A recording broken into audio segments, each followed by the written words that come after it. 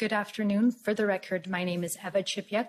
I am one of the lawyers representing Freedom Corp and the protesters who were here in Ottawa in January and February 2022.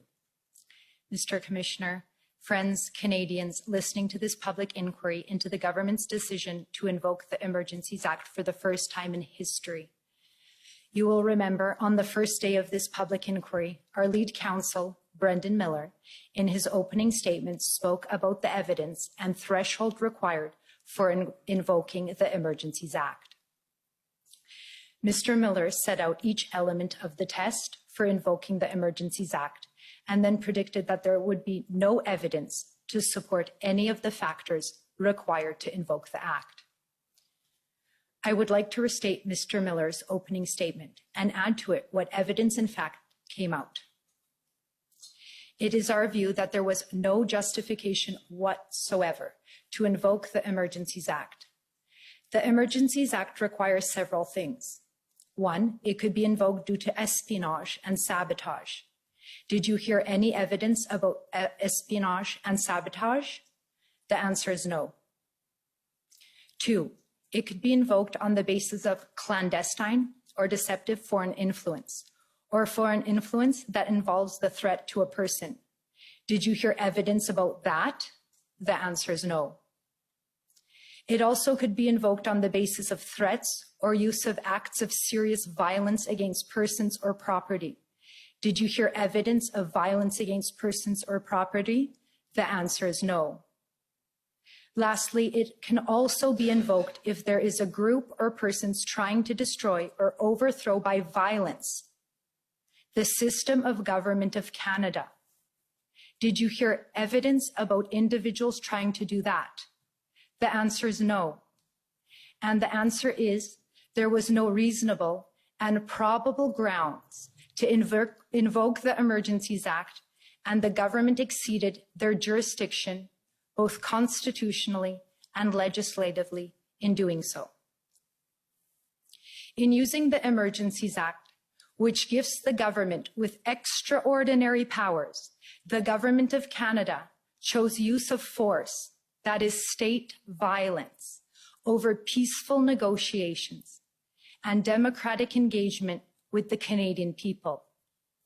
The sad irony is that the protest in Ottawa was fundamentally about government overreach. Canadians felt that the current government had gone too far with the COVID-19 mandates. The government's response to the protest by invoking the Emergencies Act was a further reach in power over people instead of power by the people.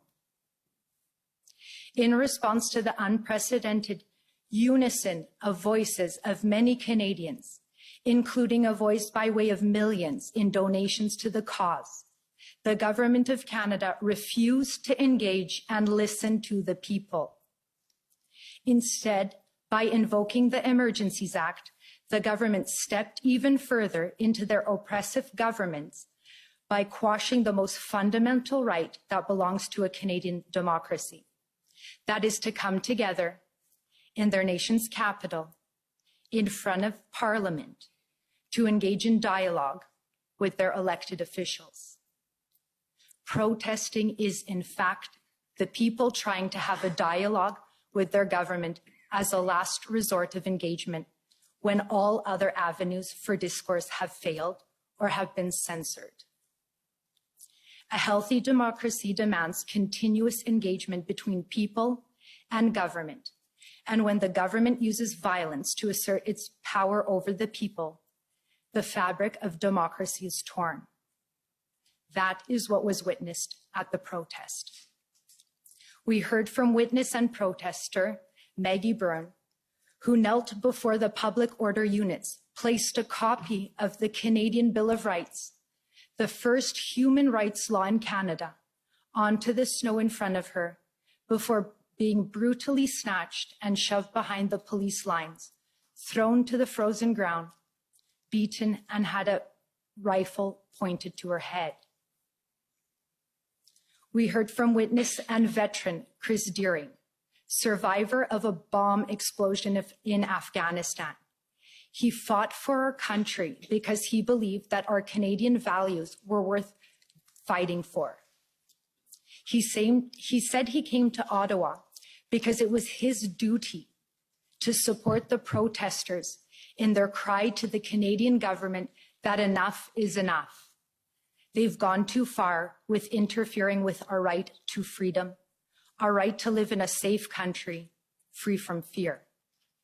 In response to our dear veterans' bravery, moral courage, and sacrifice for this country, he was brutally beaten by the police and treated with less human dignity than a prisoner of war.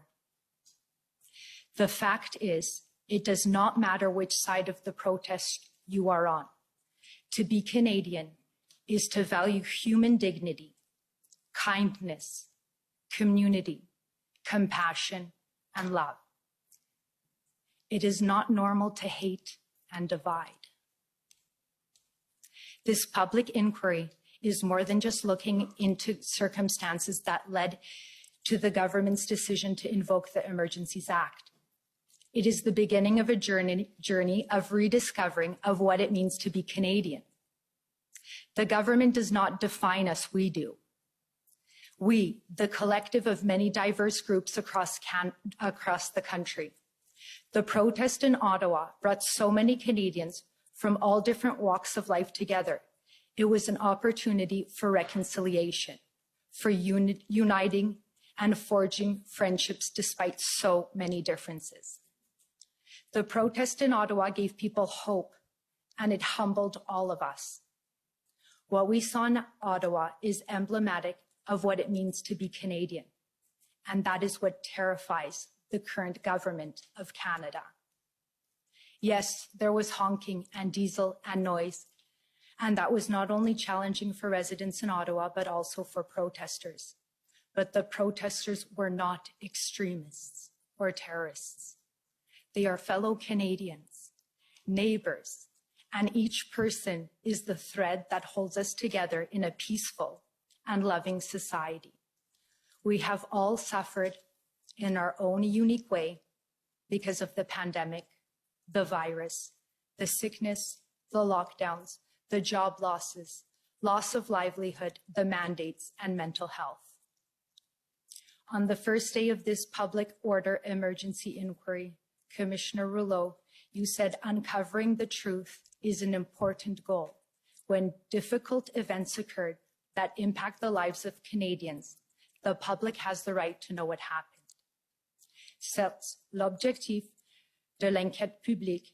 So the goal of this public inquiry is to shed a light on the situation which occurred and to make recommendations so that this situation will not occur again. Let this inquiry be the starting point for all Canadians. And that means all Canadians, including government leaders, to hold the executive branch of Canada to account.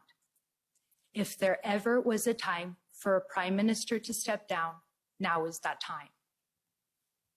Thank you. Okay, thank you. Next is the